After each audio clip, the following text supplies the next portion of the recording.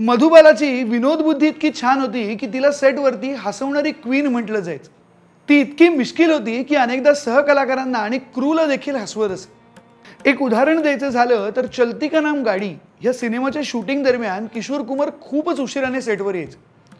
एकदा मधुबालाने संपूर्ण युनिट सोबत एक नाटक केलं। सगळे झोपलेले दाखवले, जणू काही रात्रीचाच शॉट चालू आहे। किशोर कुमार आला, अंधार बघून गोंधळला। मग मधुबालाने त्याच्या चेहऱ्यावरती टॉर्च मारून म्हटलं, स्वप्नात आलायस का तू?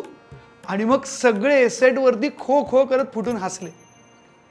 लहानपणापासूनच मधुबालाला सिनेमाची प्रचंड आवड होती, पण तिच्या पहिल्या शूटिंगचा अनुभव ऐकला तर तुम्हालाही हसू आवरणार नाही। बसंत या शूटिंग दरम्यान एका सीन मध्ये तिला रडायचं होतं, पण तिच्या डोळ्यात अश्रूच यायला तयार नव्हते। मग काय, डायरेक्टरने तिच्या पुढ्यात कांदा चिरून ठेवला आणि मग मधुबाला इतकी रडली की तो सीन वंटे गोगे झाला। नंतर ती म्हणाली की आता मला समजलं सिनेमात कांदाही हिरो बनू शकतो।